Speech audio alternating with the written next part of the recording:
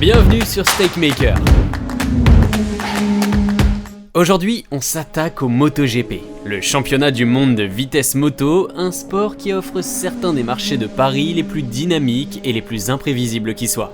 Deux roues, des vitesses de pointe dépassant les 350 km/h et des résultats qui peuvent basculer en un seul virage. Si vous êtes déjà fan de la discipline, vous savez que parier sur le MotoGP, c'est bien différent de parier sur le football ou même sur la Formule 1. Dans ce guide, on vous explique le format, les types de paris, comment lire la grille 2026 et surtout comment utiliser tout ça pour parier plus intelligemment, circuit par circuit. Le format MotoGP, ce que doit savoir tout parieur. Avant de placer votre premier euro, il faut comprendre une particularité du MotoGP que beaucoup de parieurs ignorent. Chaque Grand Prix offre deux courses distinctes et donc deux opportunités de paris par week-end. Le vendredi, deux sessions d'essais libres définissent qui passe directement en Q2, les 10 meilleurs, et qui doit passer par Q1. Les essais sont précieux pour évaluer la forme réelle des pilotes avant de parier. Le samedi, qualification. Q1 puis Q2 de 15 minutes chacun pour établir la grille. Suivi de la sprint race à 15h. La sprint, c'est environ la moitié de la distance de la course principale, avec des points au championnat pour les 9 premiers. Le vainqueur décroche 12 points, le deuxième 9 et ainsi de suite. C'est une course courte, agressive, sans stratégie pneu, et donc différente à parier de la course principale. Le dimanche, le Grand Prix, la vraie course. Point complet, 25 pour le vainqueur, 20 pour le deuxième, etc. pour les 15 premiers classés. La durée est d'environ 40 à 45 minutes avec gestion des pneus, stratégie et aléas météo. Pourquoi c'est important pour les paris ? Parce que la sprint race et la course principale ne récompensent pas les mêmes profils de pilotes. Certains riders, comme Marc Marquez, excellent dans les formats courts et agressifs. D'autres, plus réguliers, gèrent mieux les longues distances. Et un résultat de sprint peut influencer les cotes du dimanche. Les bookmakers ajustent leurs lignes après chaque session. Conseil clé. Ne pariez jamais sur la course principale avant d'avoir regardé les qualifications. La position sur la grille est beaucoup plus déterminante en moto qu'en Formule 1. Car les dépassements, surtout en début de course, coûtent cher en termes de gestion des pneus. La saison 2026. Pourquoi elle est particulière ? La saison 2026 est la dernière de l'ère 1000cc en MotoGP. En 2027, le championnat passe au moteur 850cc, avec de nouveaux pneus Pirelli et un règlement entièrement réécrit. Cela a une conséquence directe sur les paris. Certaines équipes et certains constructeurs vont déjà commencer à développer leurs futures machines en parallèle, potentiellement au détriment de la compétition immédiate en 2026. C'est un facteur de risque supplémentaire sur les paris championnats à long terme. Ducati reste l'équipe dominante. Le constructeur de Bologne a remporté chaque titre constructeur depuis 2020 et a gagné 85% des courses sur les 3 dernières saisons. En 2025, Marc Marquez a décroché son 7e titre mondial sous les couleurs Ducati Factory, avec 78 points d'avance sur son frère Alex Marquez. Pour les parieurs, Ducati est le point de référence. Si vous misez contre un pilote Ducati Factory, vous avez besoin d'une bonne raison. Aprilia monte en puissance. Pour la première fois, Aprilia est une vraie menace. Marco Bezzecchi a démontré en 2025 qu'il pouvait battre les Ducati dans les bons contextes. Et George Martin revient avec la motivation d'un champion déchu. C'est l'équipe à surveiller pour les paris sur les outsiders. KTM, Honda et Yamaha en reconstruction. KTM traverse des turbulences financières mais maintient Pedro Acosta et Brad Binder. Honda améliore progressivement sa RC 213V avec Luca Marini et Joan Mir. Yamaha parie tout sur son nouveau moteur V4, une révolution pour la marque qui utilisait un moteur en ligne depuis 2002, avec Fabio Quartararo comme premier cobaye. Ces trois constructeurs sont risqués pour les paris vainqueurs, mais intéressants pour les duels intra-équipe. La grille 2026. Les pilotes à connaître pour parier. Marc Marquez, Ducati Factory. Champion 2025, favori pour un 8e titre qui l'égalerait avec le légendaire Giacomo Agostini. À 33 ans, il est au sommet de son art avec le meilleur matériel. Ses points faibles, il prend des risques et ses blessures passées peuvent ressurgir. Cotes les plus courtes du plateau, pariez sur lui en favori seulement là où les cotes offrent encore de la valeur. Francesco Bagnaia, Ducati Factory. Double champion du monde 2022-2023, mais en difficulté en 2025 face à Marquez dans la même équipe. Sa motivation de rebond en fait un candidat intéressant pour les paris podium et les duels intra-équipe. Sur ces circuits de prédiction, Mugello, Jerez, ses cotes peuvent être sous-évaluées. Marco Bezzecchi, Aprilia Factory. Le meilleur non Ducati de 2025 selon beaucoup d'observateurs. Vainqueur à Silverstone l'an passé, il sera la principale arme d'Aprilia dans la course au titre. Ses cotes pour les victoires de course sont souvent de bonne valeur, surtout sur les circuits techniques. Pedro Acosta, KTM Factory. Le grand talent de sa génération, mais avec une moto en retard. Excellent en qualification, il peut surprendre sur des circuits spécifiques. Idéal pour les paris pole position ou les paris sprint race. Courte distance où la vitesse pure compte plus que l'endurance de la moto. Alex Marquez, Gresini Ducati. Sorti de l'ombre de son frère en 2025 avec son premier Grand Prix à son palmarès. Il évolue désormais avec une moto d'usine chez Gresini. Ses cotes en début de saison pourraient être trop basses pour sa vraie valeur. Toprak Razgatlioglu, Tramac Yamaha. La grande inconnue de 2026.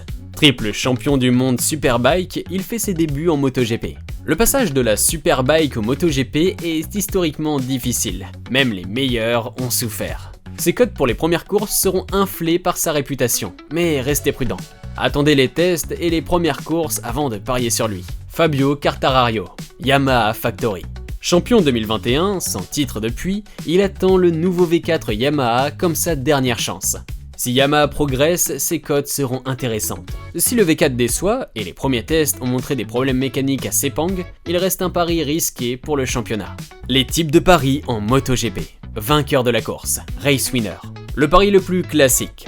Avec la domination Ducati, les cotes de Marquez et Bagnaia sont souvent très serrés sur les circuits standards. Pour trouver de la valeur, cherchez des circuits où l'historique favorise des outsiders, ou pariez sur les Ducati satellites comme Bezzecchi ou Alex Marquez. Podium, top 3. Plus sage pour les pilotes compétitifs, mais pas forcément vainqueurs. Idéal pour Bagnaia, Acosta sur ses bons circuits ou Bezzecchi.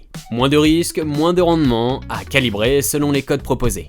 Paris duel, head to head. Lequel de deux pilotes finira devant l'autre? C'est souvent là que se cachent les meilleures valeurs. Le duel Marquez-Bagnaia chez Ducati est fascinant car les deux pilotes ont été clairement en tension en 2025. Bagnaia a tout approuvé. L'intra-équipe chez KTM, Acosta versus Binder, est aussi régulièrement bien valorisé chez les bookmakers. Vainqueur de la sprint race, samedi. Un pari distinct de la course principale. La sprint favorise les qualificateurs rapides et les pilotes agressifs. Marc Marquez y excelle, tout comme Acosta. Marché souvent plus ouvert que la course du dimanche, et donc avec de meilleures cotes sur les favoris. Pole position. Souvent moins prévisible que le vainqueur de course car des pilotes comme Acosta ou les Ducati satellites peuvent claquer un tour rapide même si leur rythme de course est moins dominant. Cote intéressante sur des circuits techniques comme le Sachsenring ou Assen, où les caractéristiques spécifiques des motos entrent en jeu. Vainqueur du championnat, outright. Marquez est favori dans la grande majorité des bookmakers. Mais 2026 est la dernière année d'une ère et les équipes vont jongler entre la compétitivité immédiate et le développement des motos 850cc pour 2027. Un manque de concentration sur la saison en cours pourrait faire dérailler même les meilleurs. Si vous voulez parier sur le championnat, attendez au moins 3 ou 4 courses avant de placer une mise importante. Adaptez vos paris au circuit. En MotoGP, encore plus qu'en F1, le circuit dicte la hiérarchie. Voici les grands types de tracés à connaître. Circuit technique et lent. Jerez, Sachsenring, Assen, Motegi. Ces circuits à virage serré et freinage appuyé favorisent les pilotes à fort feeling avec le train avant. Marquez est le roi de ces pistes, notamment au Sachsenring où il n'a quasiment jamais perdu. Prudence pour miser contre lui sur ces circuits. Le Sachsenring est souvent surnommé la piste privée. Circuit rapide et fluide. Mugello, Phillip Island, Portimao. Les grandes courbes rapides mettent en valeur l'aérodynamique et l'équilibre général de la moto. Ducati excelle ici. Mugello est le temple de Ducati. Les Ducati Factory y partent toujours grands favoris et les codes sur les outsiders peuvent être sous-évalués. Phillip Island est en revanche chaotique à cause du vent. L'une des meilleures courses pour parier sur des surprises. Circuit avec des conditions météo incertaines. Le Mans, Silverstone, Brno. Ces pistes en Europe du Nord ou centrale sont connues pour leur météo imprévisible. Le Grand Prix de France au Mans est l'un des plus susceptibles d'être disputé sous la pluie, ce qui change tout. Sous la pluie, les hiérarchies basculent radicalement.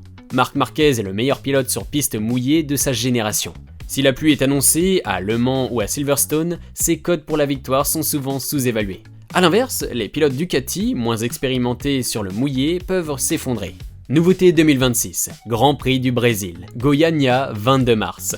MotoGP fait son grand retour au Brésil pour la première fois depuis 2004. L'Autodromo International Ayrton Senna, à Goiânia, est un circuit permanent sans historique récent dans la discipline. Incertitude maximale sur les caractéristiques pneus, température et spécificité de piste. Conseil, évitez les paris vainqueurs sur cette course et préférez les duels ou les marchés podiums, moins exposés à une surprise complète. Circuit à fort risque de safety car, Barcelone, Austin, Mugello. Ces circuits combinent une bonne densité de virages serrés et un historique de chutes nombreuses en début de course. Si votre bookmaker propose des marchés sur le nombre de safety cars ou sur les abandons, ces pistes sont à surveiller. 6 conseils pour bien parier sur le MotoGP en 2026. Regardez toujours les essais libres du dimanche. En MotoGP, le FP2 du vendredi après-midi est la session la plus révélatrice.